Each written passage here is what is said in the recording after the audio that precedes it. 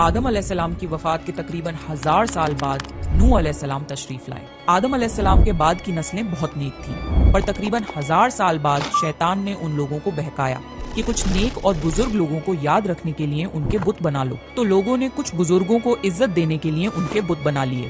اس وقت تو بتوں کی پوجا نہیں ہوئی، پر کچھ نسلوں بعد کے لوگ آہستہ آہستہ ان بتوں کو پوجنے لگ گئے۔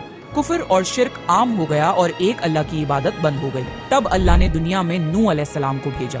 اس وقت انسانوں کی عمریں زیادہ ہوتی تھی اور نوح علیہ السلام کی عمر تقریباً 950 سال تھی۔ نوح علیہ السلام نے لوگوں کو اللہ کی طرف دعوت دی۔ سورہ نوح میں اللہ فرماتا ہے، یقیناً ہم نے نوح کو ان کی قوم کی طرف بھیجا کہ اپنی قوم کو ڈراؤ اور خبردار کر دو، اس سے پہلے کہ ان کے پاس دردناک عذاب آئے۔ نوح علیہ السلام نے اپنی قوم سے فرمایا، اے میری قوم، میں تمہیں صاف صاف ڈرانے والا ہوں، تو تم اللہ کی عبادت کرو اور اس سے ڈرا کرو اور میرا کہنا مانو، تو وہ تمہارے گناہ بخش دے گا۔ نوح علیہ السلام تبلیغ کے سلسلے میں بہت محنت کرتے تھے، دن رات لوگوں کے گھروں اور اجتماعات میں جا کر انہیں دعوت دیتے تھے۔ نوح علیہ السلام لوگوں کو پرائیویٹلی اور پبلکلی سمجھاتے، یہاں تک کہ انہیں یہ کرتے کرتے 950 سال گزر گئے، پر صرف چند لوگوں کے سوا کوئی ایمان نہیں لایا۔ نوح علیہ السلام کی قوم ان کا مذاق بناتی تھی اور کہتی تھی کہ اگر تم سچے ہو تو جس عذاب کا تم ہم سے وعدہ کرتے ہو اس کو لے آؤ۔ نوح علیہ السلام کی قوم سال در سال برائی میں آگے بڑھتی گئی اور نوح علیہ السلام کو پریشان کرتی رہی اور کوئی ایمان نہ لایا، صرف کچھ لوگوں کو چھوڑ کر۔ پھر اللہ نے نوح علیہ السلام کی طرف وحی کی اور فرمایا، آپ کی قوم میں سے جو ایمان لا چکا ہے ان کے سوا اب کوئی ایمان نہیں لائے گا، بس آپ ان کے کاموں پر غمگین نہ ہوں۔ پھر جب اللہ نے وحی کر دی اور انہیں بتا دیا کہ اب کوئی ایمان نہیں لائے گا تو وہ نا امید ہو گئے اور اپنی قوم کے لیے بد دعا کی کہ اے میرے پروردگار، تو کسی منکر کو روح زمین میں زندہ نہ چھوڑ اور مومن مرد اور عورتوں کو بخش دے۔ نوح علیہ السلام نے جب اللہ کو پکارا تو اللہ نے نوح علیہ السلام کو ایک بڑی کشتی بنانے کی وحی کی، لیکن نوح علیہ السلام نہیں جانتے تھے کہ وہ اتنی بڑی کشتی کیسے بنائیں، تو اللہ نے جبریل علیہ السلام کو ان کی مدد کے لیے بھیجا۔ نوح علیہ السلام ایک پہاڑ پہ رہتے تھے، ان کے آس پاس درخت نہیں تھے، نہ ہی پانی تھا۔ انہوں نے بہت سے درخت اگائے، پھر ان کو کاٹا اور پہاڑ پر بیٹھ کے کشتی تیار کرتے رہے۔ لوگ جب نوح علیہ السلام کو کشتی بناتے ہوئے دیکھتے تو ان کا بہت مذاق بناتے اور کہتے، یہ کیسا مجنون ہے جو پہاڑ پہ کشتی بنا رہا ہے۔ دھیرے دھیرے بہت محنت کے بعد ایک بہت بڑی کشتی تیار ہو گئی۔ ایک جگہ آتا ہے کہ نوح علیہ السلام نے یہ کشتی 100 سال میں تیار کی۔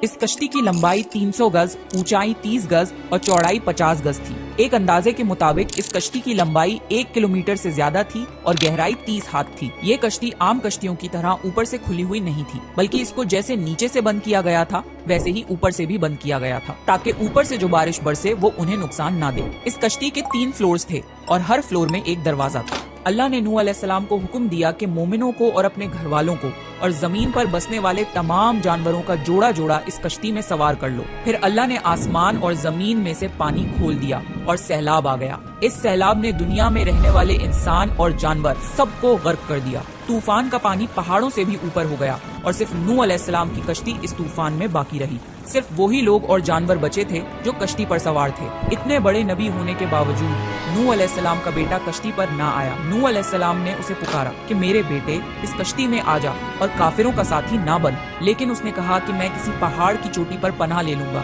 جو مجھے اس پانی سے بچائے گی۔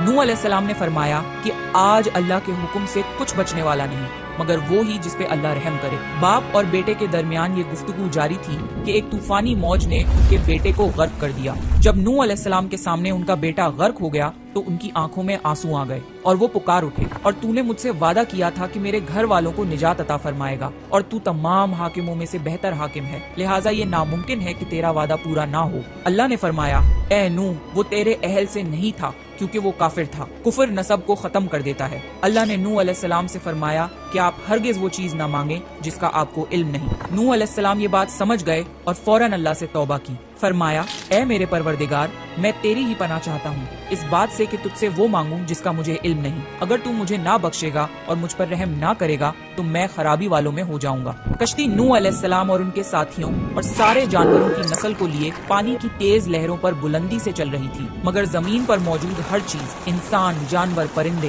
غرق ہو چکے تھے۔ ان میں سے کوئی باقی نہیں بچا تھا، اگر کوئی بچا تھا تو وہ تھے کشتی والے۔ نوح علیہ السلام اور ان کے ساتھی 6 مہینے تک اس کشتی میں رہے۔ آخر اللہ کے حکم سے طوفان رک گیا۔ اللہ نے زمین کو حکم دیا کہ وہ پانی نگل جائے۔ زمین نے سارا پانی نگل لیا اور زمین خشک ہو گئی اور کشتی پہاڑ پر جا کر ٹھہر گئی۔ اب انہیں حکم ہوا کہ سلامتی کے ساتھ کشتی سے اتر آئیے، آپ سب پر برکت نازل ہوگی اور ان نسلوں پر بھی جو آپ سے پیدا ہوں گی۔ پھر صرف نوح علیہ السلام سے آگے کی نسل شروع ہوئی اور زمین میں ان کی اولاد کے علاوہ کسی اور کی نسل باقی نہ رہی۔ سارے جانوروں کی نسلیں بھی یہیں سے پھر سے پیدا ہوئی۔ نوح علیہ السلام کے 3 بیٹے تھے، سام، حام اور یافز، جن سے دنیا کی نسل آگے بڑھی۔ سام کی اولاد گندمی رنگ کی تھی۔ عرب ممالک سیریا، فلسطین اور اسرائیل کے لوگ سام کی اولاد ہیں۔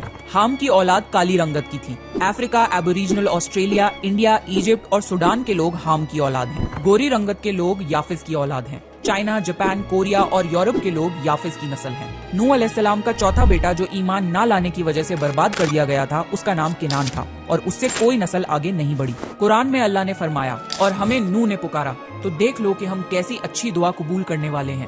ہم نے اسے اور اس کے فرما برداروں کو اس زبردست مصیبت سے بچا لیا اور اس کی اولاد ہم نے باقی رہنے والی بنا دی۔ طوفان کے بعد نوح علیہ السلام 350 سال زندہ رہے، پھر نوح علیہ السلام فوت ہو گئے۔ نوح علیہ السلام کی کشتی آج بھی موجود ہے۔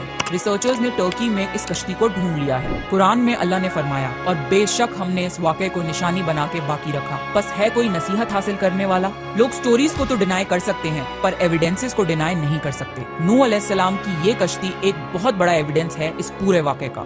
تو یہ تھا نوح علیہ السلام کا بہترین واقعہ۔ نیکسٹ آپ کون سے پروفٹ کی سٹوری سننا چاہتے ہیں؟ پلیز کامنٹ کر کے